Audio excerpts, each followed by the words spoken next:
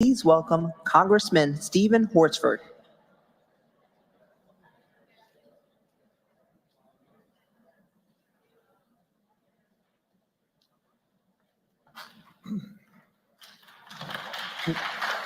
Good afternoon, everybody. I'm Congressman Stephen Horsford from Nevada's 4th Congressional District. I'm honored to serve as chairman of the Congressional Black Caucus and to join with all of you and the Vice President today for this kickoff of our Economic Opportunities Tour.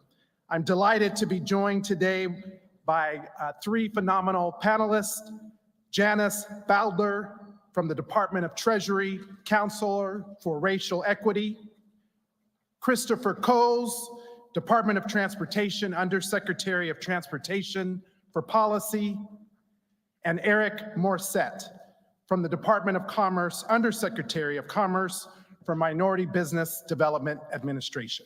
Please welcome our first panel.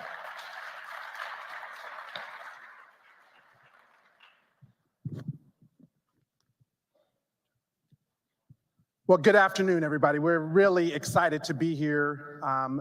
This is the kickoff to really have a conversation with the American people about the ways that we together can build economic opportunity, prosperity, and wealth that is inclusive, that is about bringing everyone into full economic participation, and to make sure that as we have passed some of the most historic legislation in our country's history, that those investments reach the communities that need it the most.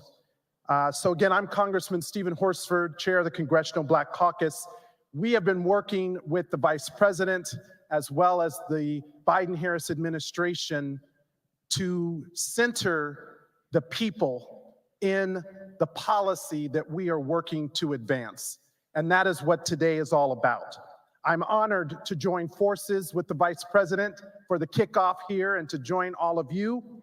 And this builds on the work that the members of the Congressional Black Caucus have been advancing throughout this Congress.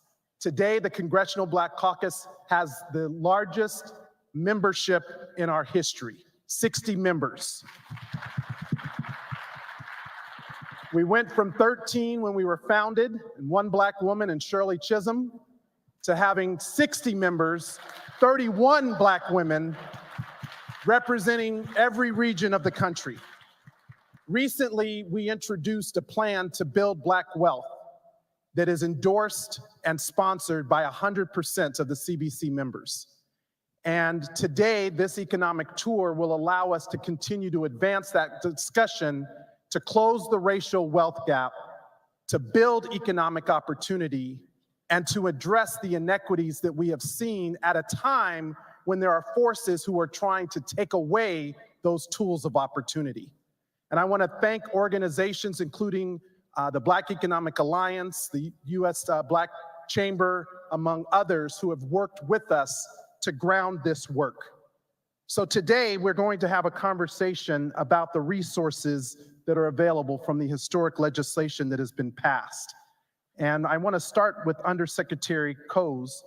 The Vice President is here in Atlanta, in part to highlight the Biden-Harris administration's efforts in making investments in communities that have historically been left out and left behind. So talk to us about how the Department of Transportation is working on those issues, including with the Reconnecting Communities and Neighborhoods program. Congressman Horsford, first, I want to just take this moment to acknowledge you and your leadership as the chair of the CBC. We are here because of your great leadership, so I want to first acknowledge that. As a native of Thomasville, Georgia, I can tell you what it means when you hear a statement of living on the other side of the railroad tracks. And too many communities across the country has seen what infrastructure would not align with community voices, with community aspirations, can do to the communities. And that is no different from a community here in Atlanta, where the I-75-85, known as the Downtown Connector, came into what was known as the Sweet Buttermilk Biscuit District, also Sweet Auburn Avenue, and destroyed 13,000 homes and businesses. Now that legacy, right, still is seen today and experienced today.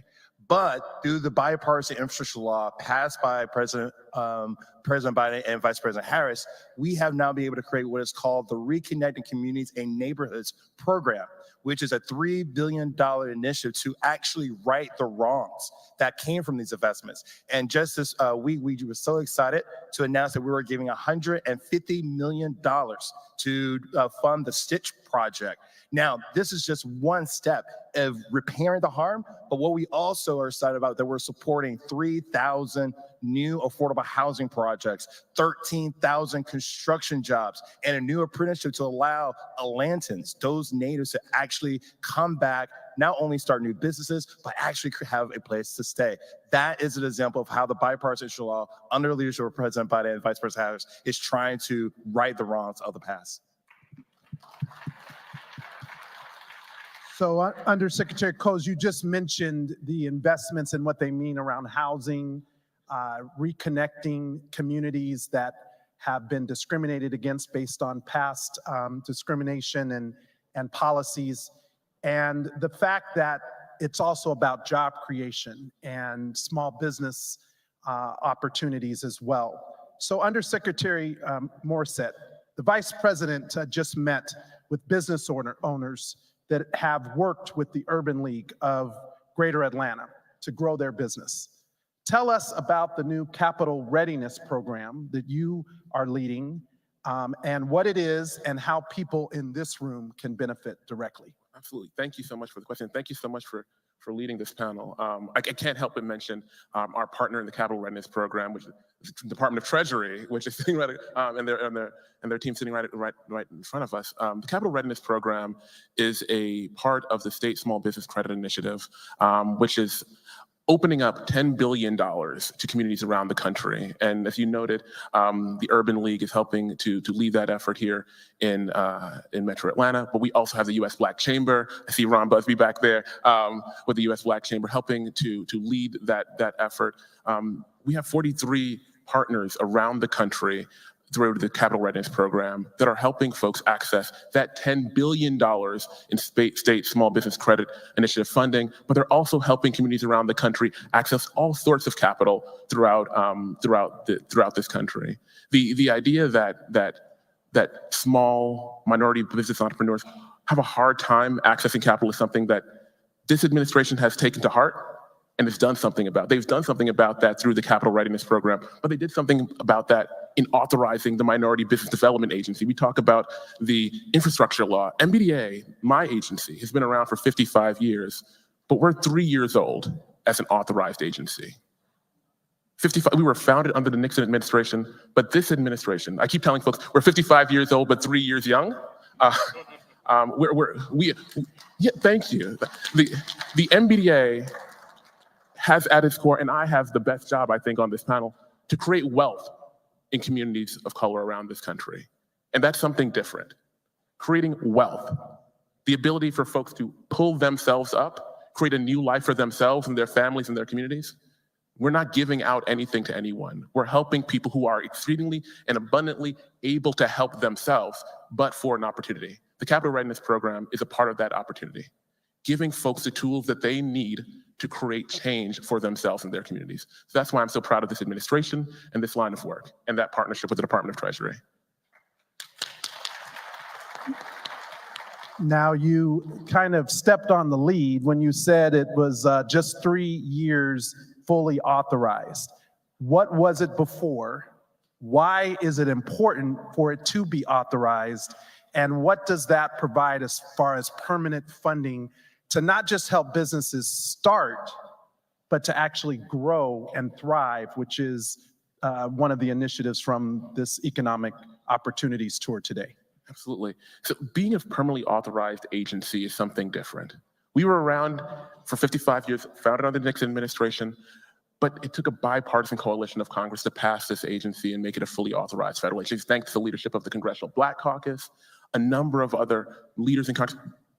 But they didn't look the same. They looked like the tapestry of this country, and they realized we were born as an authorized agency in the aftermath of the pandemic. And we know acutely that the pandemic hit communities like ours differently.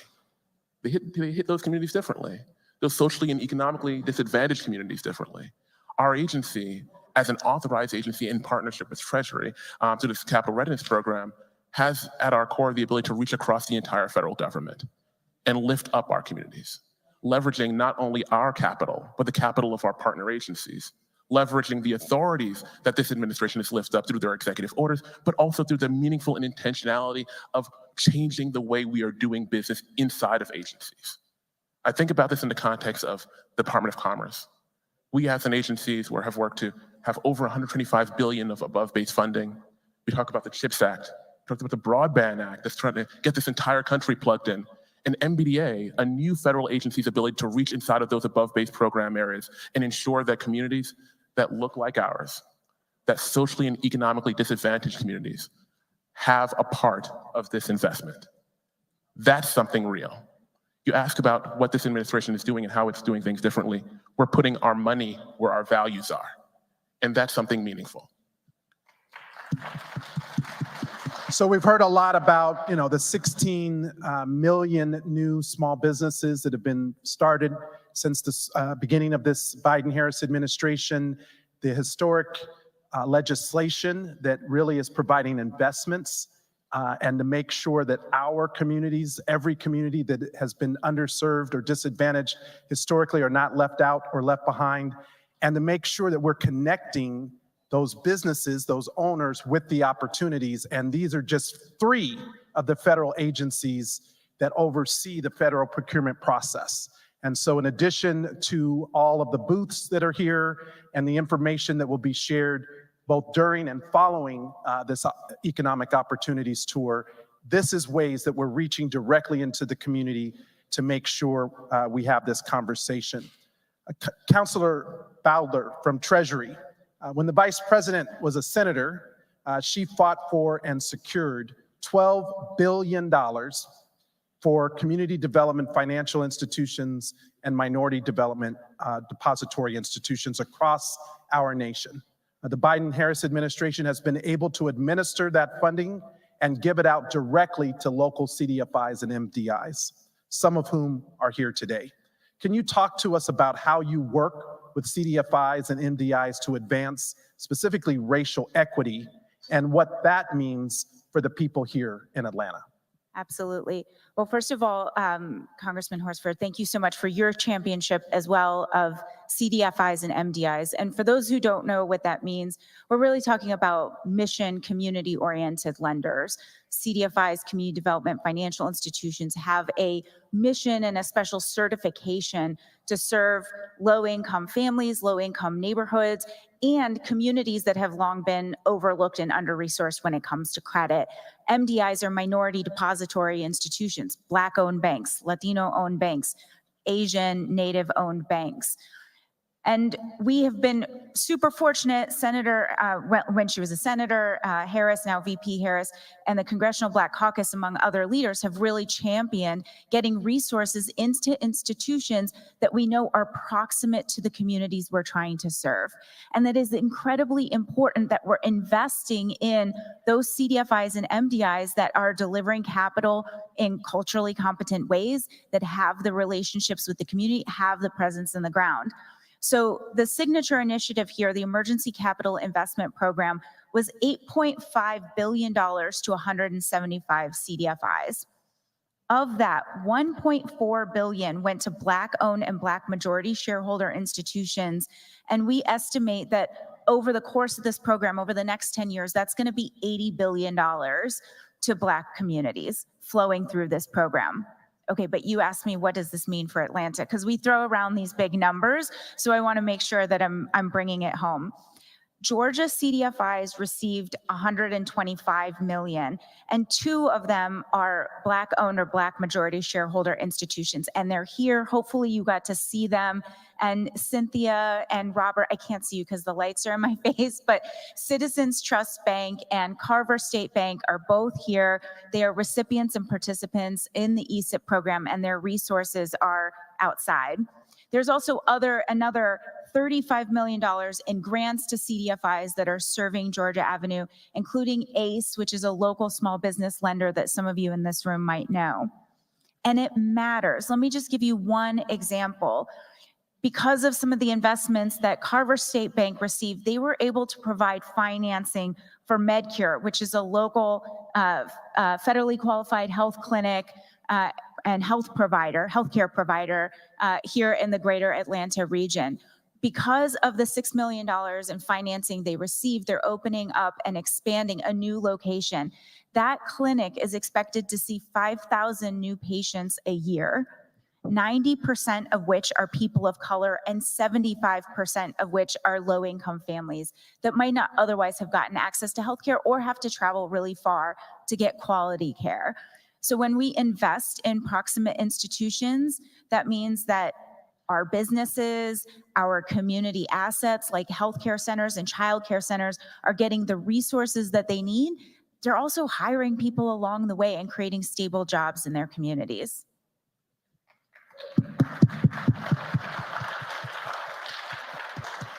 You know, there are a lot of people who question why we need these programs. Why do we need to invest in certain communities that have historically been underserved? And I just want to share that the disparity in wealth is stark, with a significant gap between Black and white per capita wealth. In fact, today, the typical white per capita wealth of white Americans is $284,310, compared to a mere $44,100 for Black Americans. So the agenda around economic prosperity and wealth, this Economic Opportunities Tour and the resources that you all are administering to get to the communities are intended to help close and narrow this racial wealth gap that has persisted. And under the Biden-Harris administration, this has been a center of their agenda across the whole of government.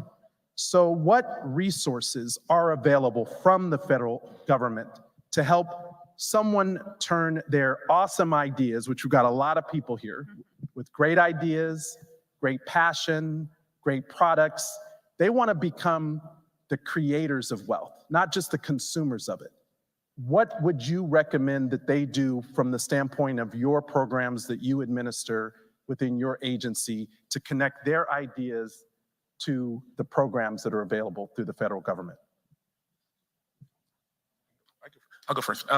Well, thank you so much for the question. And I'd ask you to, for some of you in this room, go outside.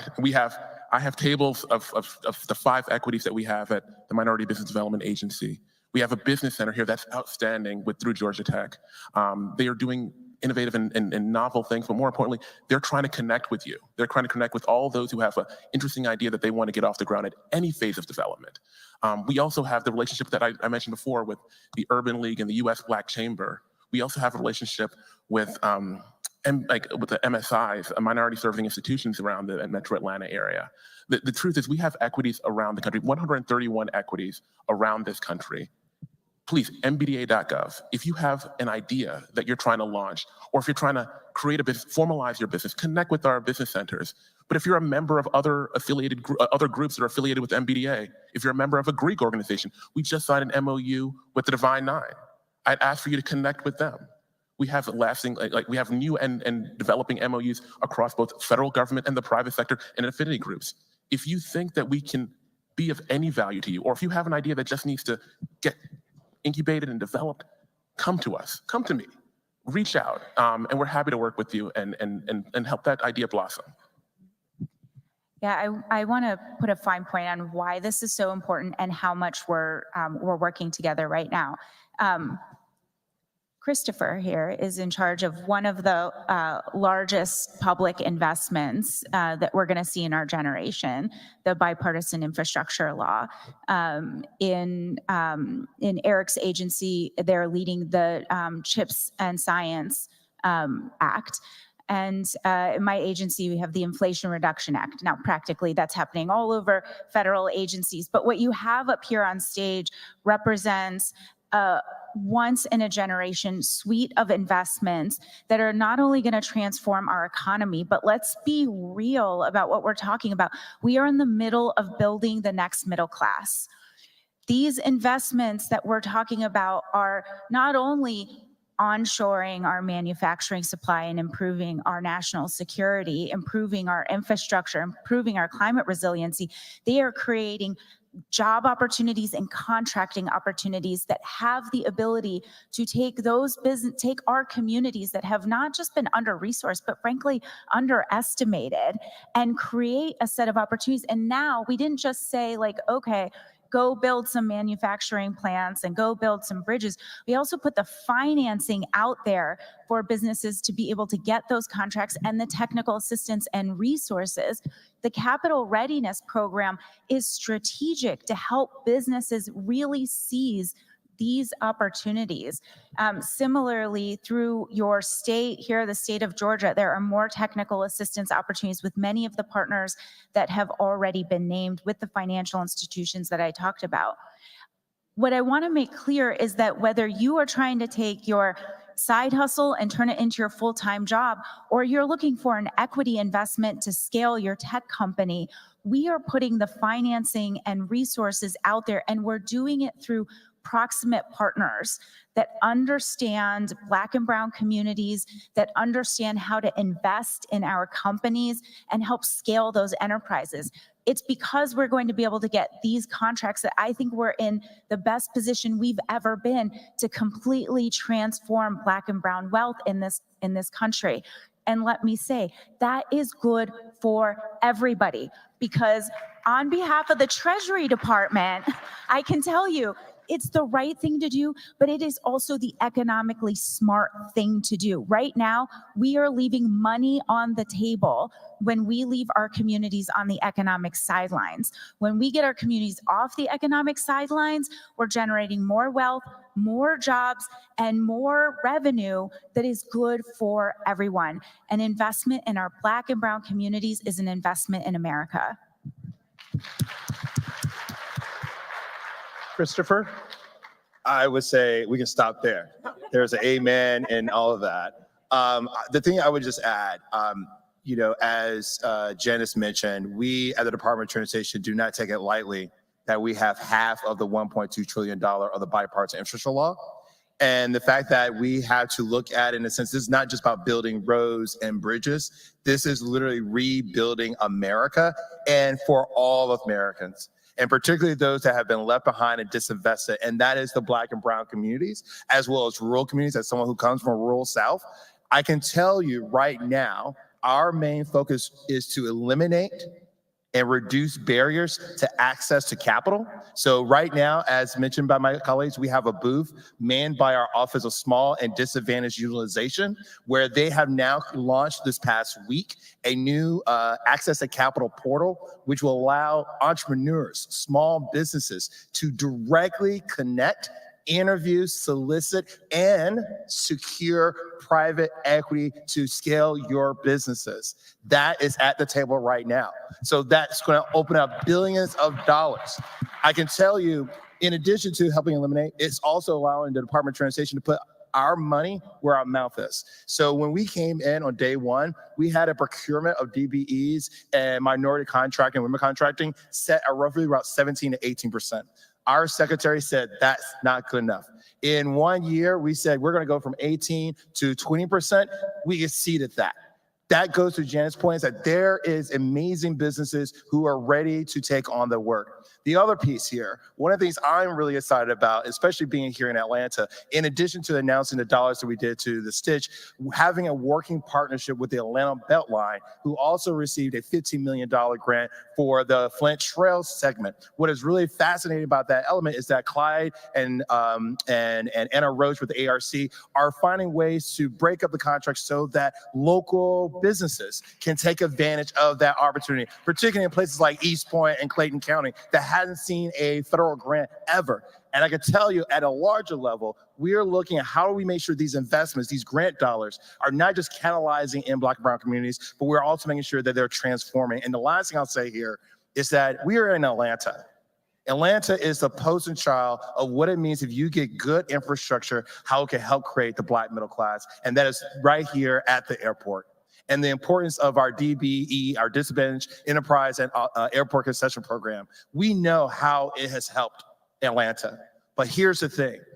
We just this past week announced that we need to make changes to the DBE program because we've heard all of you, that the current rules actually graduated businesses before they can get to scale. So that's why we made changes. We are now allowing DBEs to have a larger or bigger personal wealth so they can actually stay in the program longer. We're also allowing you to use your certification as a regional, so you're not going to each state to try to get certification. In addition to that, we are forcing more prompt payments because it's one thing to say we want you on these contracts, but we need to make sure you get your money so you can also pay your own employees to invest in your own communities. So these are just some of the examples that we are taking at the Department of Transportation to ensure that these dollars truly build back our communities for everyone. You guys get real excited about talking about all of these great opportunities that are available, and this is exciting information, and it's why we wanted to be able to have this direct conversation led by the Vice President, kicked off here in Atlanta. This is part of a national tour around economic opportunities for all and making sure that that freedom that we're fighting for economic justice, parity, is available to everyone within the federal government as well as in the private sector. So as time comes to an end, I would like to ask for you to talk about, for anyone who is here who wants to know how they can see themselves in the Biden-Harris administration's historic efforts in infrastructure, around small business support, and in financing. How should they connect in order for their ideas to be fulfilled based on the opportunities that each of you have talked about? Janice, we'll start with you. Sure. Well, first of all, since I know this is the last time I'll have the mic on this, let me just say thank you to a lot of people in this room, because up here we can build a really good mousetrap. But if we don't have the partners like the people that are in the room that are going to help get the word out, who are going to make the connections with communities, then our stuff can fall really flat. Which brings me to how people should see themselves in this administration. Please see them through our partners and who we align ourselves with. Again, for us, our booth out there is Carver State Bank and Citizens Trust Bank. Please stop by and see them. Also, come see Treasury and learn about tax credits. I didn't have a chance to talk about that on this panel, but who we are partnering with should tell you everything about the intentionality we're bringing to make sure we get to communities that haven't always felt like the federal government has been on their side, because it hasn't. And we are doing everything we can to change that.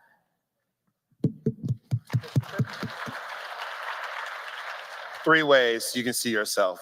Number 1, go see Tara Ruffus, who's the head of our Automobile office. She will connect you, literally make you sign and create a profile where you have immediate access to lenders and equity partners who want to invest in your business. That's number 1. Number 2, if you want a contract, go to sam.gov, register, and there you'll see the hundreds and thousands of contracts that are coming through the Department of Transportation as well as our sister agencies. And number 3, if you are working with a local government and you say, look, my streets are not paved, I need more transit access, but you know what? I have a great technical assistance program to train young Black men who are formerly incarcerated. Well, guess what? We have programs for that. So all you have to do is go to the Department of Transportation's website, transportation.gov, go to our DOT Navigator, and we will show you how to put together an application to get resources to your communities. And I can tell you, one of the things that we have to do as administration, we have a Justice 40 initiative to make sure 40% of our investments are going to disadvantaged communities. Already in FY22 and FY23, the Department of Transportation has went from 60 to 62% on average of our investments going out that have workforce and entrepreneurial opportunities. So again, those are the 3 places I would say you should go and see yourselves in it. It's outstanding. I'd reiterate some of the things that I've highlighted before, but acutely for those folks here in Atlanta, we've got 5 equities here. We've got our enterprising women of color here. We've got our connection to MSIs, minority serving institutions here. We've got 2 CRP award grantees that are working to connect people to capital access opportunities here in Atlanta. And we also have our business center. But beyond that, we have procurement centers that are helping people access procurement opportunities within the federal government and outside of federal government. We have our manufacturing specialty centers for those people who are interested in accessing manufacturing opportunities. And also look inside of yourself for how you are affiliated with different organizations that might be connected to us. We've got a whole line of equities that are connected to this country, but more importantly, we are here to work for you. I say this and I said it before and I'll say it again. I have the best job in the federal government. My job is to help communities like ours create wealth. I am here and interested in helping all of you and all of your communities and all the socially and economically disadvantaged communities around this country create something different for themselves.